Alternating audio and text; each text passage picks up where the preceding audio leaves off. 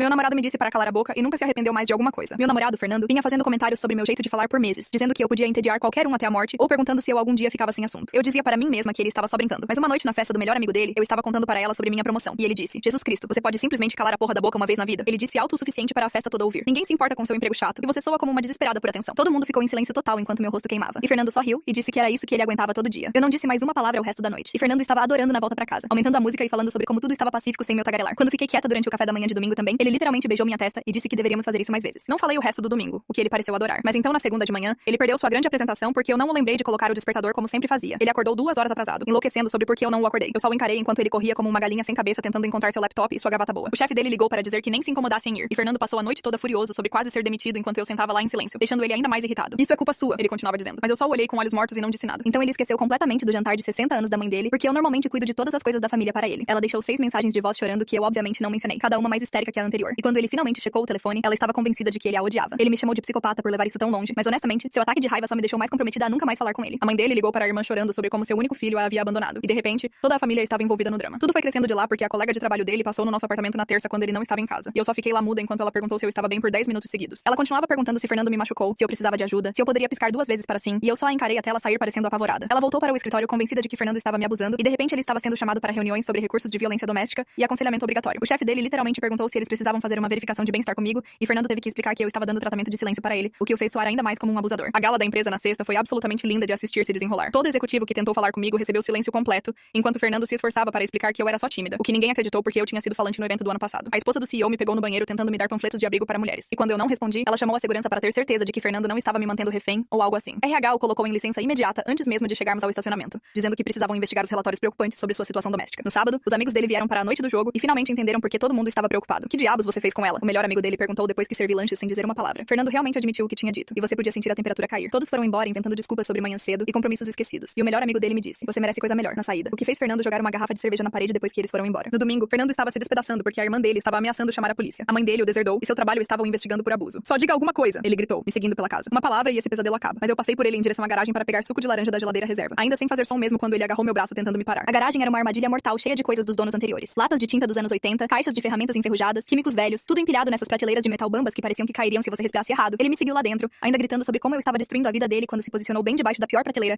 carregada com latas de tinta antigas que deviam pesar 1 tonelada. Ele estava gesticulando tão forte que a coisa toda começou a balançar. E eu assisti o suporte enferrujado dobrar sob 200 quilos de químicos tóxicos. Sabe de uma coisa? Você está certa. Eu não quero sua voz de volta. Eu nem quero mais você, ele gritou. Você estava engordando mesmo. Agora pelo menos você está gorda e quieta. A prateleira fez esse som horrível de gemido e começou a tombar para frente. Todas aquelas latas deslizando para a borda enquanto Fernando continuava reclamando sobre como sua vida estava melhor agora. O suporte quebrou completamente e tudo começou a cair em direção ao crânio dele. A história completa está no meu canal e linkada abaixo.